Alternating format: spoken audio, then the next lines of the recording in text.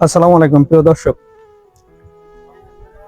প্রজ্ঞাপন জারি নিয়ে এখন একটা ধোঁয়াশা সৃষ্টি হয়েছে। নবম পে স্কেলের প্রজ্ঞাপন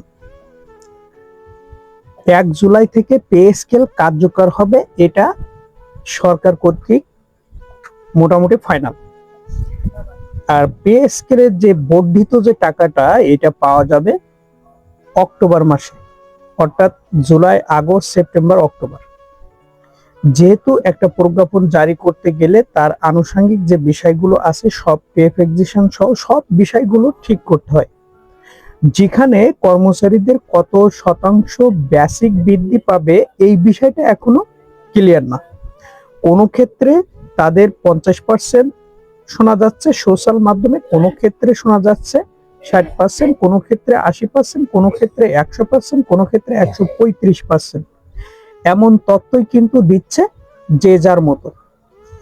আসলে এই তথ্যগুলো সঠিক তথ্য পাইতে হলে আপনাকে অপেক্ষা করতে হবে সেই দিন পর্যন্ত যেদিন প্রজ্ঞাপন জারি হবে।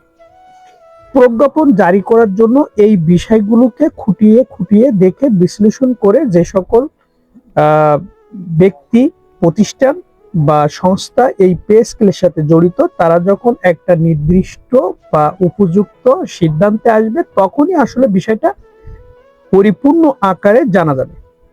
তার আগে যে সকল তথ্য জানা যাচ্ছে, এই তথ্য কোনোটা মিস হবে, কোনোটা ম্যাচিং হবে, কোনোটা হবেই না।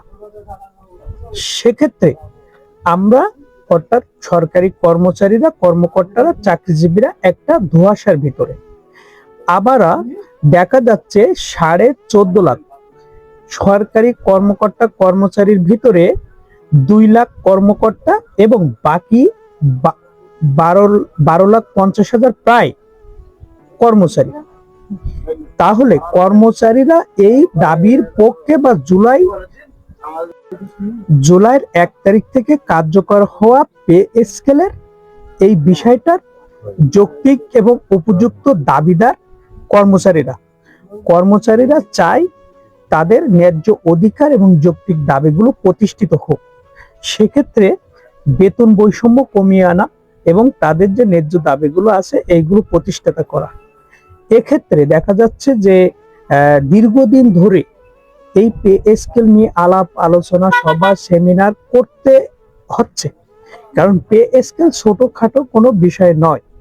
যদিও এই বাজেটটা সর্বোচ্চ বাজেট, 2026-27 অর্থ বছরের বাজেট, এইখানে পে স্কেলকে রাখছে, অর্থাৎ পে স্কেল বাস্তবায়ন করবে।